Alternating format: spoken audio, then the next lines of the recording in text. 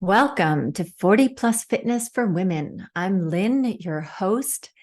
And today we're going to look at something that's related to last week's podcast. And that is, what is this thing that you hear talked about working your muscles in a lengthened versus a shortened position? So this is one of those things that I was thinking about covering last week when we were talking about what equipment is best for weight training, and is one of the things that you may want to consider when you're thinking about different equipment to use.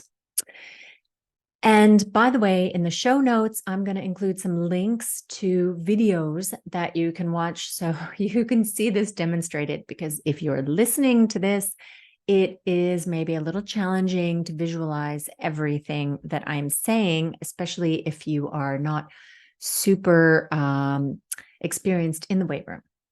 So this morning, I was actually doing something that is not my favorite thing in the world to do, but that I know is super important to do for all of us who are on a fitness journey, and that is take progress pictures. And I really, really wish I had started to do this sooner. Of course, one of the motivators for me in starting weight training was that I noticed that my body was not looking athletic like it used to, even though I was working out like crazy. And I was losing, all the muscle tone that I had. Plus, I was feeling just more run down and weaker. And of course, when you're not feeling like you look very good, getting in front of that camera is not the first thing that you want to do, especially in a bikini or underwear or something like that. And oh boy, do I regret that I don't have more pictures from the start, because, well, if I look at the pictures that I do have, there's a huge difference. Now, I wasn't overweight or anything like that starting out, but it was just a matter of looking, the difference between looking like you work out and not looking like you work out. And I was definitely not looking like I was spending 5 days a week going all out. But in any case, so I did those today. And if you want some tips on how to do your own progress pictures, I will include that in the show notes as well. I have found it to be far easier to do it by taking a video of yourself in the various poses and then taking screenshots of the video, instead of trying to set up the camera, put on the timer, get in position, flex or not flex, and take a whole bunch of pictures that way. Instead, you can just take a video and always take the same standard video and take screenshots from that. So there's just a little extra tip from today, and hopefully you will remember to go take your progress pictures tomorrow morning. That would be a good time to do it. Anyway, so getting on to the topic of the day, and that is working lengthened versus shortened. One of the things that they are finding as they do research on people and weight training is that there seems to be a little bit of a difference if you work a muscle in a lengthened position versus in a shortened position. The evidence is accumulating towards or in favor of working a muscle in a lengthened position. Now, what is a lengthened position and a shortened position? Now, when you are contracting a muscle, you are actually going from it being in a lengthened position to it being in a shortened position. I think one of the easiest ones to look at is like your bicep. So when your arm is straight, your muscle is lengthened. It's as long as it gets. And then as you bend your elbow, your arm at the elbow, and your bicep works to bend your arm at the elbow, your bicep contracts, and therefore it becomes shorter.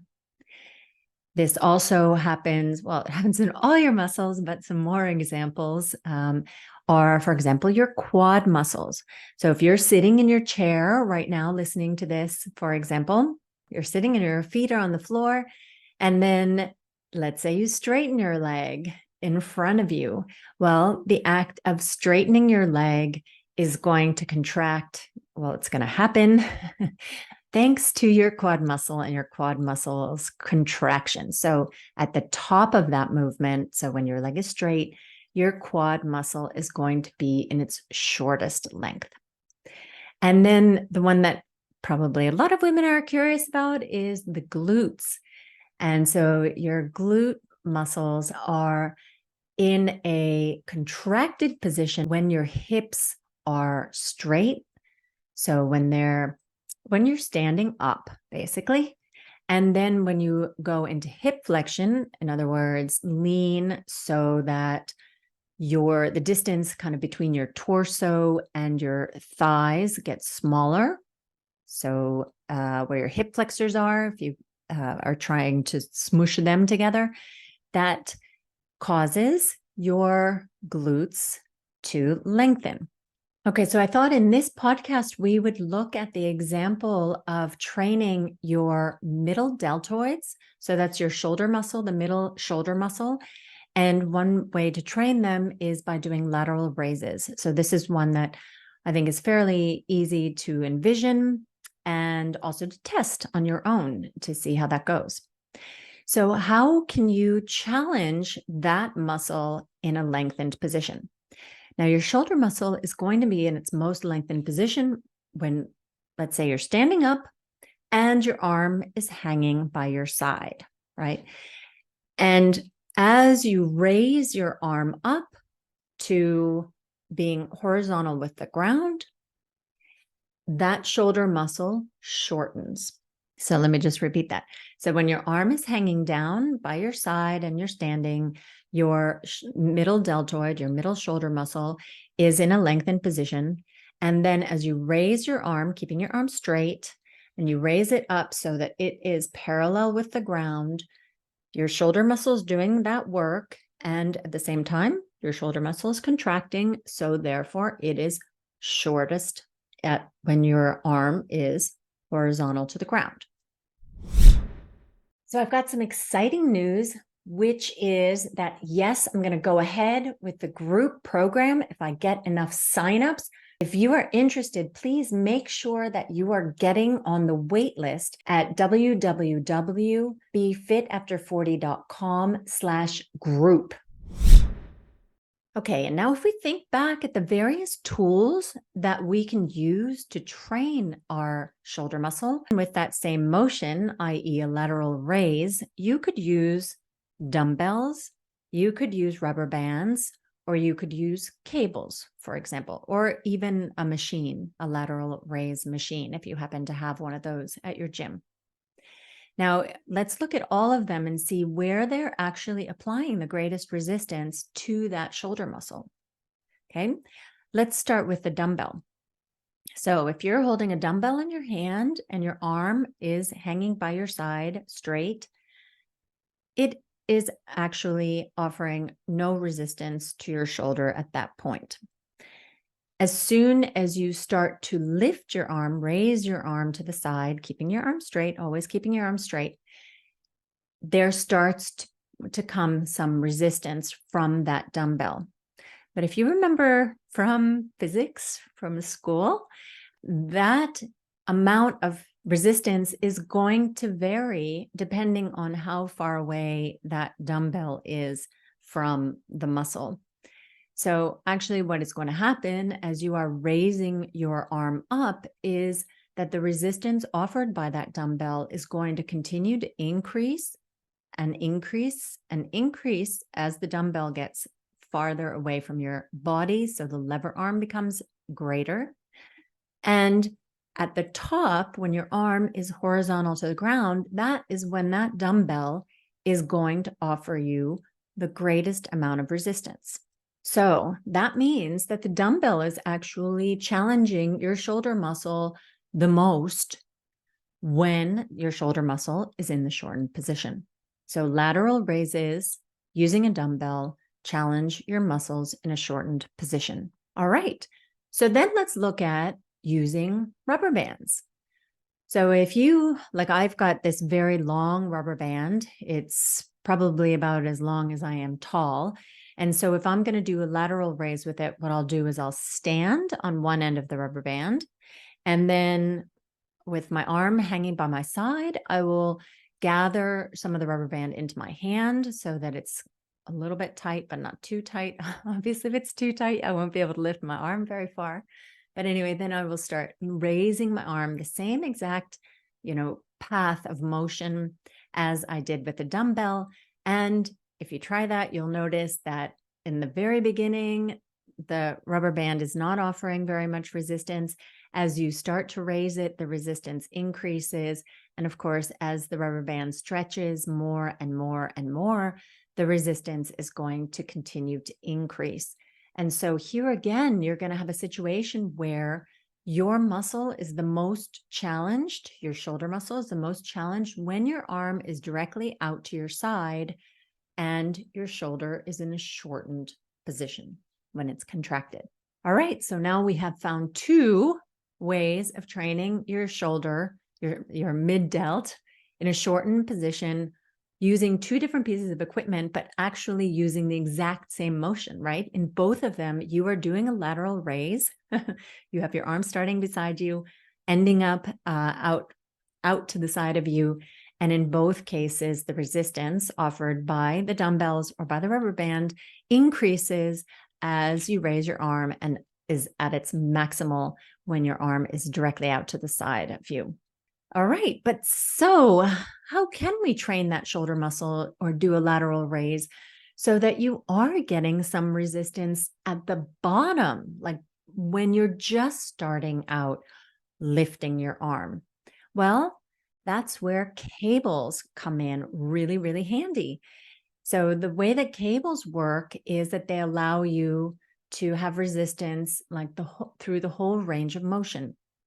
So when you're holding a cable machine's handle in your hand and your arm is down by your side, the moment that you move your arm and those weights are lifted off of the weight stack, so the moment they let go of the weight stack, then your arm starts to feel some resistance. So it is feeling resistance at the bottom and it continues to feel resistance all the way through that range of motion.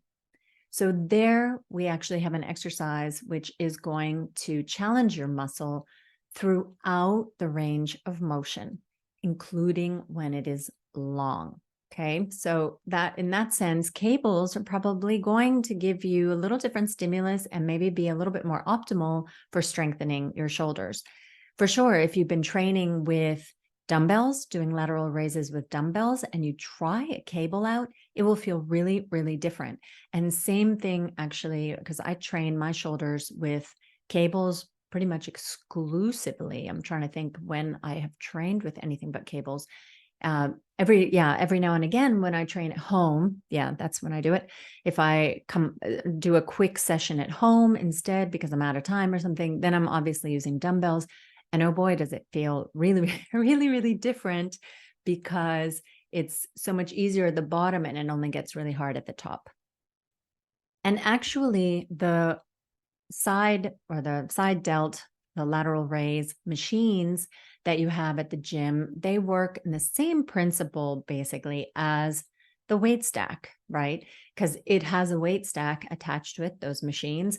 It's just giving you a different place to put the weight on. So normally those, at least all the ones that I've seen in gyms, they've been such that you sit in them and your arms are by your side, but you've got your arms bent at a 90-degree angle. So your elbows are by your side, but your hands are then kind of in front of you, and the weight is pressing on your elbow. And then you push your elbows away from your body towards the sides in order to raise the weight. The principle is the same. So immediately when you start lifting your elbows up or pushing them out to the side, I guess is more accurate, then the weight comes off the weight stack and it starts to give you resistance. So both of those will allow you to train your muscle in the lengthened position and actually through the whole range of motion. Okay, so I hope that was fairly clear. And like I said, I will do a little video so I can kind of demo that and explain it in the video. So if you want to check out the notes, there are links there. One final thing I just want to say about this is that if you are just getting started weight training, you actually don't need to be terribly concerned about this, because pretty much any stimulus that you give your muscles is going to cause some reaction from them, as long as you are applying progressive overload and training close to or to failure. And by the way, for those of you who are thinking like, oh my God, I only have dumbbells and rubber bands at home. Oh, I'm not going to be able to train my shoulders well. Well, there is actually a trick to getting a dumbbell exercise where you do get resistance at the lengthened position, so at the bottom of that range of motion. And that is that you manipulate how your body is.